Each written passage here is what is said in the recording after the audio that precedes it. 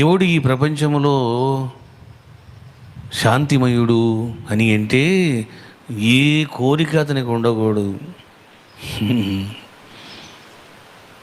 ఏ కోరిక ఉండకూడదు.